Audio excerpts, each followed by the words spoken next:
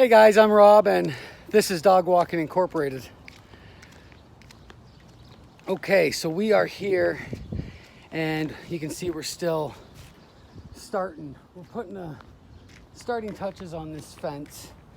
We started yesterday and I just found out that, the asphalt is pretty easy to bite into and go through. It's really soft. It's kind of gummy. It's not as strong as you'd think it is. Like you can see, it's kind of goes away. So we're gonna definitely use these spikes, and we're gonna drive them in for our 4x4s. I'm finding that, well, you beat the hell out of these 4x4 units. Like this thing here, I've just been using a sledge and just ripping down into this thing. But you can see it's kind of biting, and it's actually, I'm using this guy right here, so you can attach it to this, and you can see how level it is. It's actually pretty good. Generally, if it's out of level, I just move it one way or the other and start ripping away. I'll start hitting from this side or switch to the other side, and it levels it out. It feels like it's taken forever. It's taken a lot out of me, but I will say that every time I pound one sledgehammer round in, it's probably doing like, I don't know, like a quarter to an eighth of an inch into the ground, which kind of doesn't seem like a lot, but it's pretty good progress. It's just I've got 16 of these posts to put in, so I don't, I'm really kind of at odds. I've got this other option here that you kind of screw into the ground, and I can have it like this and screw in. The problem is I don't know if it's going to bite at that moment, and it's a lot of work to put this 50-inch post in. So I've seen a lot of YouTube videos. It looks a lot easier on YouTube than it does here, but they have the jackhammer that fits into this section.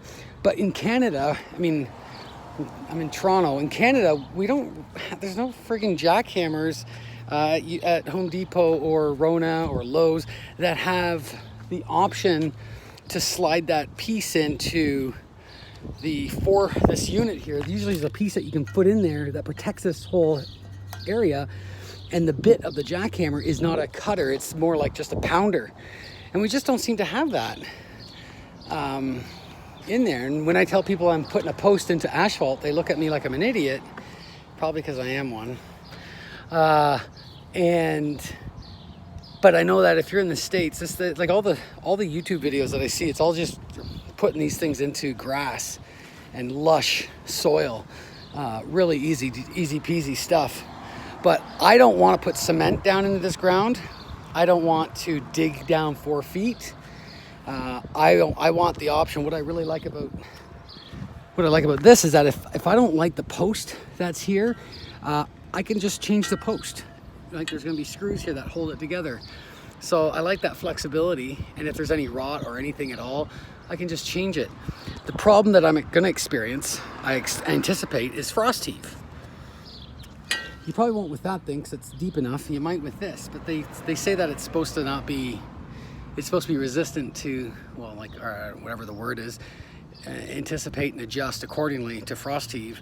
But if I get problems, I'll just deal with it in the spring. Next spring, I'm not really concerned about it to this point.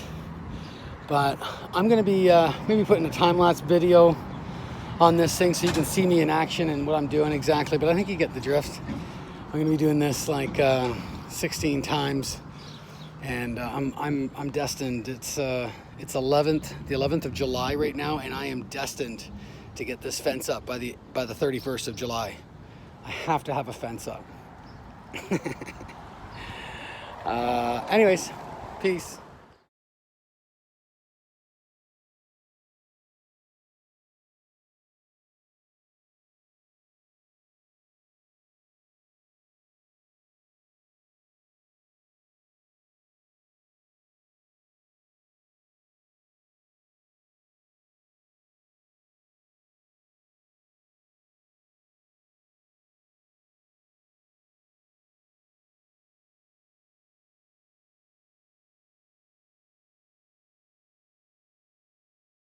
Okay, that's done. Oh my God.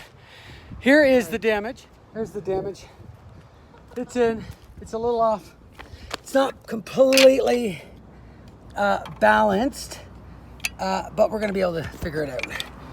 I'm okay. All right.